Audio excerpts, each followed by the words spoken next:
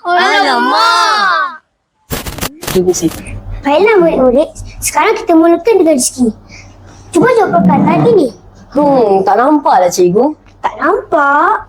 Guna teropong nampak. Sudahlah rezeki, sila duduk. Apa yang sedang berlaku ni? Sebab itulah murid-murid, wujudnya teknologi seperti ini. Ka alif ka kof ka. Wah, canggihnya. Sekarang saya dah boleh nampak dengan jelas tulisan di hadapan. Bagus, ini yang kita mahukan. Tapi sekejap. Beri saya masa untuk bersedia.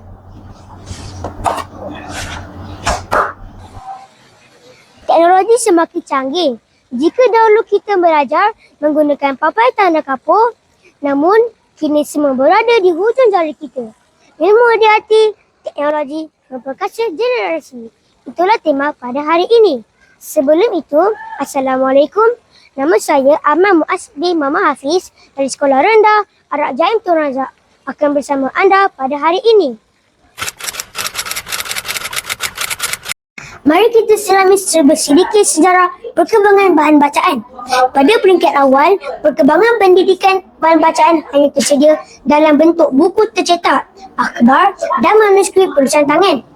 Lama-kelamaan, seiring kemajuan teknologi, bahan bacaan terus meningkat kepada bentuk digital seperti e-buku, laman web, pendidikan serta aplikasi pembelajaran yang membolehkan murid mengakses maklumat dengan mudah di mana-mana sahaja pada bila-bila masa.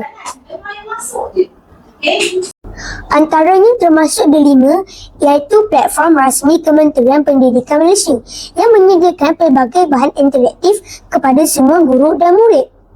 Perkembangan ini menunjukkan peralihan daripada bahan bacaan yang inklusif kepada bahan bacaan yang mudah diakses oleh semua lapisan masyarakat seiring peningkatan kadar literasi. Kini saya bersama Cikgu Mardia untuk mengupas lebih lanjut tentang konsep pendigitalan ini. Assalamualaikum Cikgu. Waalaikumsalam. Bolehkah Cikgu berkongsi pandangan tentang penggunaan teknologi? Sudah tentu. Jadi bagi saya, penggunaan teknologi terutamanya di dalam kelas sangat membantu kerana ia menjadikan pengajaran lebih interaktif dan mudah difahami. Sejauh manakah kegerapan Cikgu menggunakan bahan digital semasa mengajar?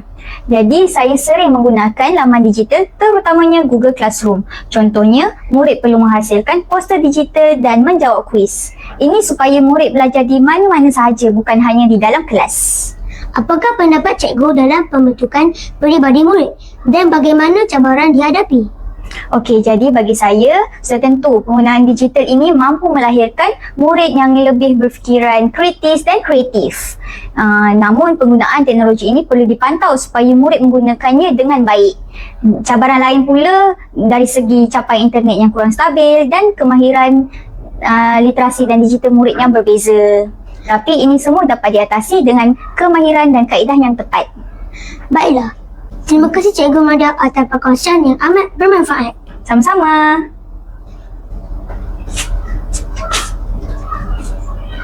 Ya, itulah sedikit berkenaan konsep ilmu hati teknologi memperkasa generasi. Ia menekankan bahawa ilmu merupakan asas utama kehidupan. Manakala teknologi hanyalah alat untuk memperkukuh dan meluaskan penyampaian ilmu.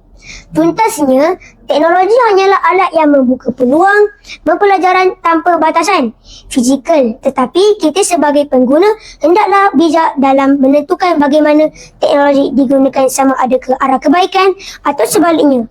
Apabila ilmu dihayati dalam hati dan teknologi digunakan secara efektif, barulah lahir generasi yang berilmu, berakhlak dan berdaya saing.